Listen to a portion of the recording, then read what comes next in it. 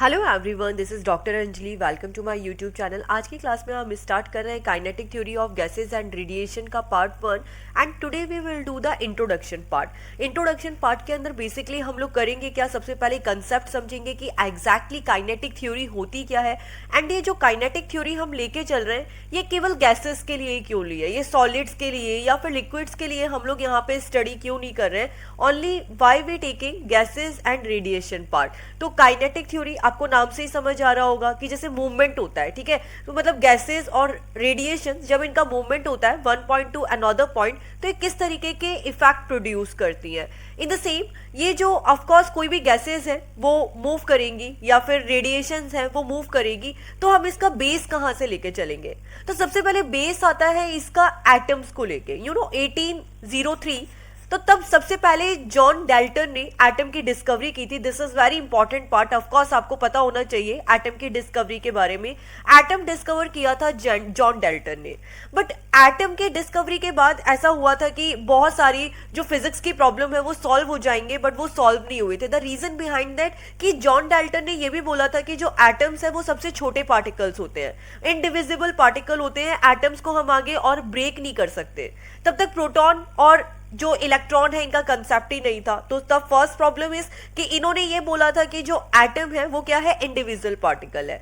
इसी के बाद रिचर्ड फेमन साइंटिस्ट आए, उन्होंने एटम्स के बारे में और थ्योरी दी। ओके, आगे ये बोला गया कि ठीक है, रिचर्ड फेमन्स ने ये एक चीज बहुत अच्छी एक्सप्लेन की थी कि जो मैटर्स होते हैं, मतलब जो एटम्स है, मॉलिक्यूल्स है, ये कंटिन्यूअसली मूव कर सकते हैं। ये एक इनके अंदर थ्योरी होता है, एक ही इनका बेसिक होता है कि जितने भी मैटर्स होते हैं जिसके अंदर हम एटम्स मॉलिक्यूल्स को लेके चलते हैं, ये क्या करते हैं, कंटिन्यूअसली मूव करते हैं। तो that is the basic of kinetic theory. Okay, अच्छा, जब एटम्स और मॉलिक्यूल्स ये सब मूव करेंगे one point two another point तो किस तरीके के इफेक्ट प्रोड्यूस करेंगे, तो हम तीनों पे आते हैं, सॉलिड, लिक्विड एंड गैस पे। अगर हम सॉलिड को देखें तो सॉलिड की प्रॉपर्टी किस तरीके से होती है कि इनके जितने भी पार्टिकल्स होते हैं सारे के सारे बाउंडेड होते हैं। एज यू कैन सी सारे पार्टिकल्स पास पास में होते हैं। सॉलिड के केस में इनके बीच में कोई भी गैप नहीं होता है ना। यहाँ पे इंटरमॉलिक्यूलर अगर गैप देखा जाए तो सॉलिड के केस में होता ही नहीं है। अगर ये गैप ही नहीं होगा तो वो मूव कहां से होंगे, ऑफकोर्स उनकी पोजीशन क्या हो जाएगी, रिजिड हो जाएगी, वो अपनी एक ही पोजीशन पे फिक्स हो जाएंगे। इसीलिए जो काइनेटिक थ्योरी है हम ये सॉलिड के केस में स्टडी नहीं करते हैं। इन द सेम वे अगर हम लिक्विड्स में लें तो ऑफकोर्स उसमें लिक्विड्स में क्या होते हैं, जितने भी पार्टिकल्स होते हैं ये सॉलिड की तरह बाउंडेड नहीं होते, थोड़ा थोड़ा डिस्टेंस पे होते हैं। तो ऑफकोर्स ये मूव कर सकते हैं, लिक्विड के अंदर भी मूव कर सकते हैं, बट इतना ज्यादा मूव नहीं कर सकते अगर हम किससे कंपेयर करें, गैसेस से कंपेयर करें।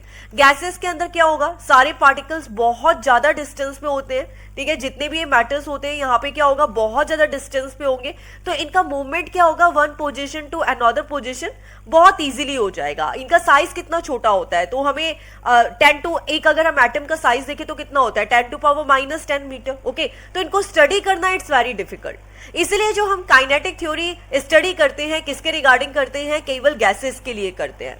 और ये काइनेटिक थ्योरी ऑफ गैसेस का कंसेप्ट ही किसने दिया था, मैक्सवेल एंड बोल्ट्जमान ने।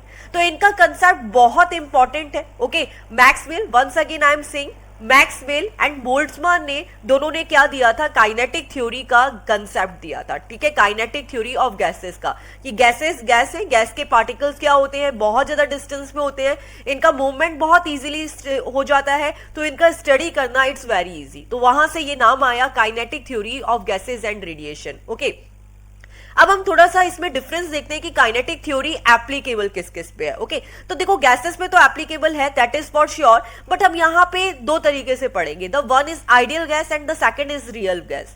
अब देखो दोनों में डिफरेंस क्या है। आइडियल ऑफकोर्स जो परफेक्ट है, जो एक्चुअली हमें आउटपुट मिलना चाहिए, बट एग्जैक्टली ऐसा होता नहीं है, कुछ ना कुछ चेंजेस हो जाते हैं। तो सबसे पहले हम आइडियल गैस और रियल गैस में डिफरेंस देखें ताकि आपको समझ आए कि काइनेटिक थ्योरी किस तरीके से एप्लीकेबल होगी। ओके, तो अगर हम यहाँ पे देखते हैं आइडियल गैसेस के बारे में, तो देखिए एग्जैक्टली होता क्या है। आइडियल गैसेस में क्या लेके चलते हैं हम, यहाँ पे जितने भी मॉलिक्यूल्स हैं उनके बीच में इंटरमॉलिक्यूलर फोर्स जीरो होता है। What I am saying, ideal gas में क्या होता है, इंटरमॉलिक्यूलर फोर्स जीरो होता है, ठीक है। दोनों जो भी पार्टिकल्स हैं, दोनों एटम्स हैं एक गैस के अंदर, उनके बीच में कोई फोर्स नहीं लगेगा।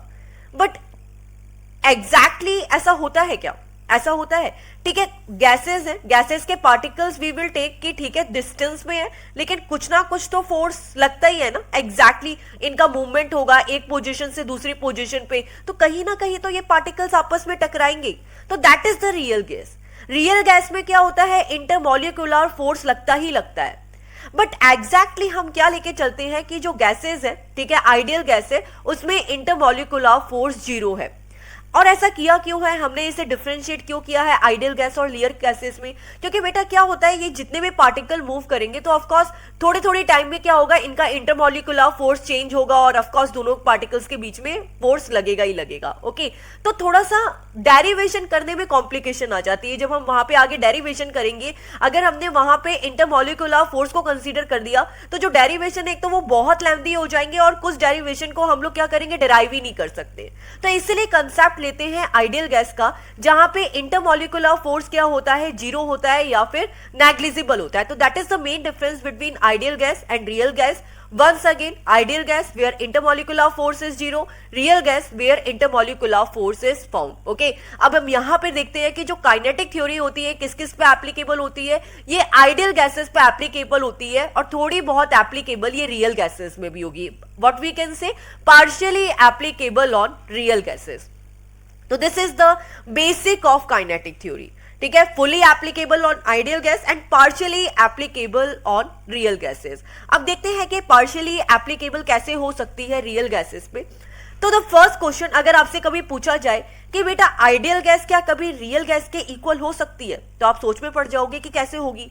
आइडियल गैस है, आइडियल गैस में तो इंटरमॉलिक्यूलर फोर्स होता ही नहीं है और रियल गैस में तो इंटरमॉलिक्यूलर फोर्स लगता ही लगता है।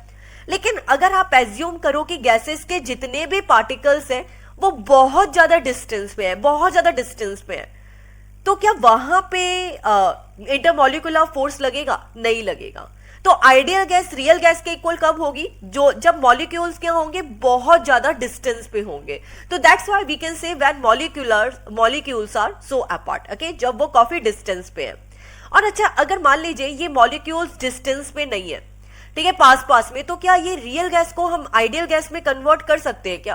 बिकॉज ऑफ हमारे जितने भी डेरिवेशन है वो तो आइडियल गैस के हैं, तो हम क्या रियल गैस को आइडियल गैस में कन्वर्ट कर सकते हैं?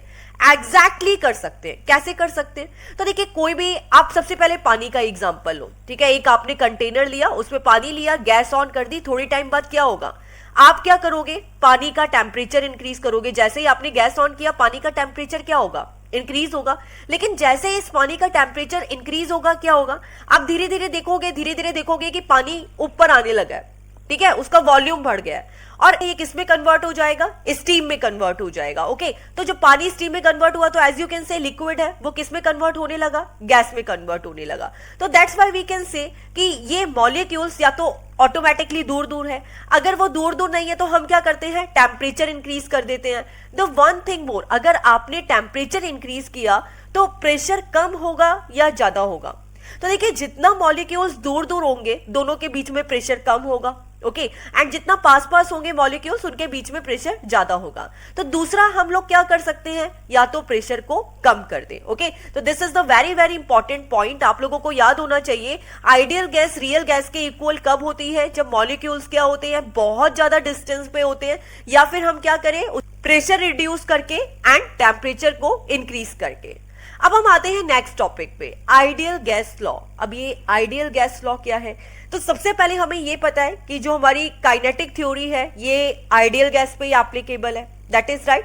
एंड आइडियल गैसेस को लेके हमने कुछ लॉज बनाए, ओके, डिफरेंट साइंटिस्ट ने अपने अपने लॉज दिए थे, बट जो बेसिक 3 लॉज है जो हम इस पूरे चैप्टर में यूज करेंगे, that is Boyle's law, Charles law and Gay Lussac law. Okay, अब देखिए, बॉयले जो साइंटिस्ट थे उन्होंने क्या लॉ दिया, उन्होंने ये लॉ दिया कि मान लीजिए कि आप कोई भी बॉडी है, ठीक है, उसको आप हीट प्रोवाइड करते हो, ठीक है, या फिर उसका प्रेशर रिड्यूस करते हो, तो जो उसका वॉल्यूम है वो क्या होता है, ऑटोमेटिकली इंक्रीज हो जाता है। प्रीवियसली हमने देखा, बट इस लॉ को सिंप्लीफाई किसने किया था, बॉयले ने। अब सबसे पहले इसी पे एक एक्सपेरिमेंट करते हैं। मान लीजिए कि आपने यहाँ पे एक बॉक्स लिया एंड देन बॉक्स के आगे आपने, या फिर कंटेनर लिया एंड देन कंटेनर के आगे एक पिस्टन लगा दिया, ठीक है। ये दो कंटेनर है, दोनों के आगे हमने एक पिस्टन लगा दिया। पिस्टन का मतलब पता है आपको क्या होता है, जिसके थ्रू ये जो पार्ट है इसको हम दूसरी पोजीशन पे मूव कर सकते हैं। ओके, एंड टेम्परेचर दोनों का इक्वल है, क्योंकि ये जितना भी प्रोसेस होगा कांस्टेंट टेम्परेचर पे होगा। जस्ट एग्जांपल, हमने दोनों कंटेनर को 50 डिग्री सेल्सियस का टेम्परेचर दिया।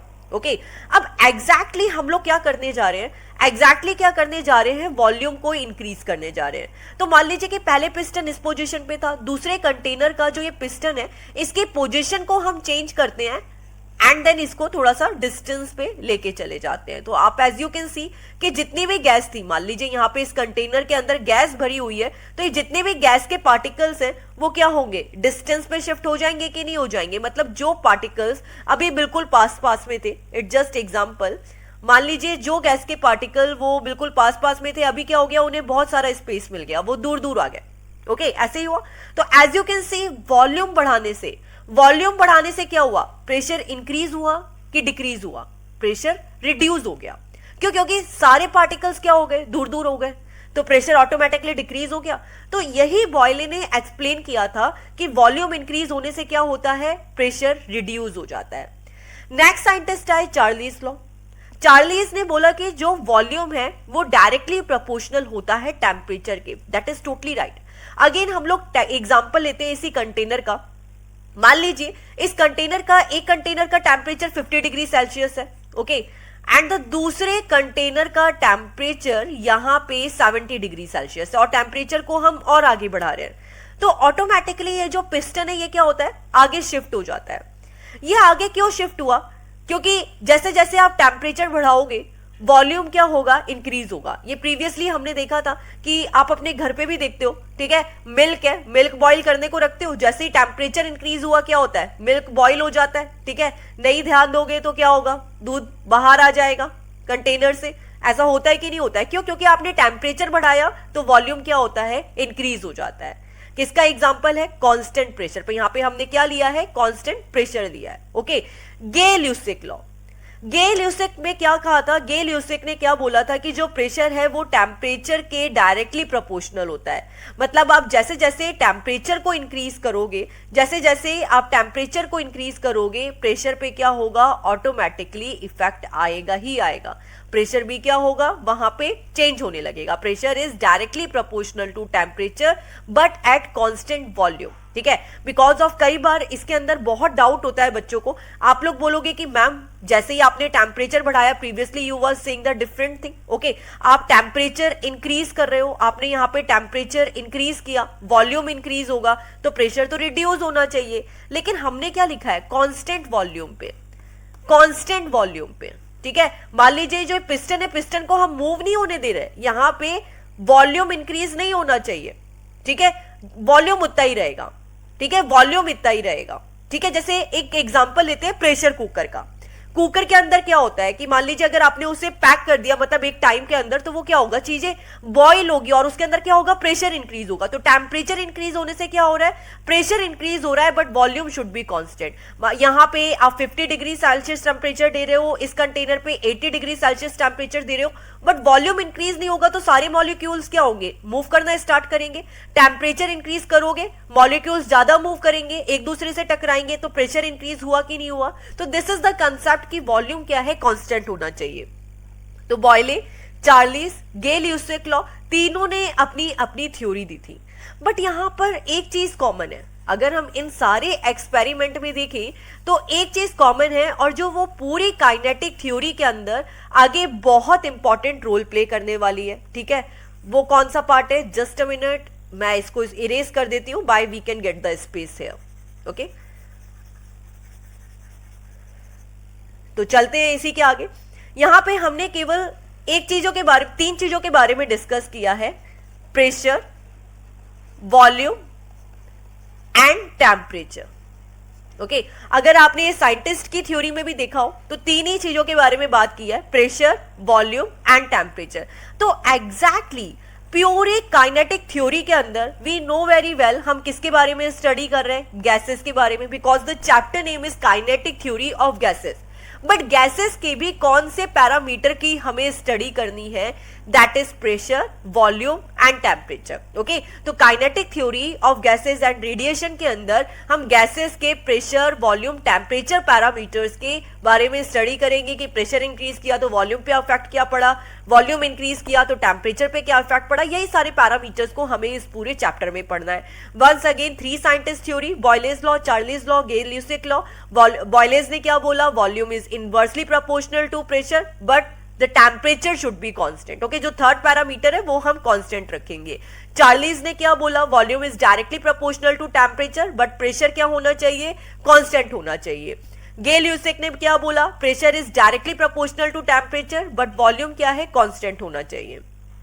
तो यहां पे इन तीनों इक्वेशन से as you can see pressure भी टेम्परेचर के डायरेक्टली प्रोपोर्शनल है, वॉल्यूम भी टेम्परेचर के डायरेक्टली प्रोपोर्शनल है। तो ये जो दोनों से हम क्या लिख सकते हैं, pressure multiply by volume is directly proportional to temperature. ठीक है, तो ये लास्ट के दोनों से हमें इक्वेशन मिल गई। और we can write PV upon T equal to constant, क्योंकि प्रोपोर्शनल है तो ऑफकोर्स क्या मिला हमें, कांस्टेंट मिला। अब इसी को आगे एक्सटेंड करेंगे, P V upon T constant है। ओके, तो इसकी वैल्यू अगर आप कोई भी दो गैसेस लेते हैं एंड इसका पीवी बाय टी का रेशियो निकालेंगे तो आपको कांस्टेंट मिलेगा। जस्ट एग्जांपल, आपने कोई गैस वन ली तो अगर आप उसके लिए लिखेंगे P1 V1 upon T1 and दूसरी गैस ली 2 number gas P2 V2 upon T2, तो क्या इनका रेशियो आपको कांस्टेंट मिलेगा? यस, ऑफ कोर्स कांस्टेंट मिलेगा और आप इसे इक्वेट भी कर सकते हैं।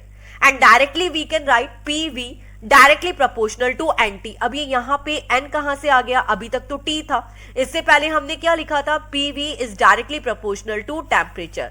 बट ये N कैसे आया बेटा, N है नंबर ऑफ मोल्स, तो जितने नंबर ऑफ मोल्स होंगे वो यहाँ पे मल्टीप्लाई हो जाएंगे। एंड अगर आप यहाँ पे प्रोपोर्शनल साइन को हटाते हैं तो एक R आता है। R क्या होता है, गैस कांस्टेंट। क्या होता है, गैस कांस्टेंट। R की वैल्यू क्या होती है, 8.314 joule per mole kelvin. Okay, तो ये आपको वैल्यू याद रखनी है R की।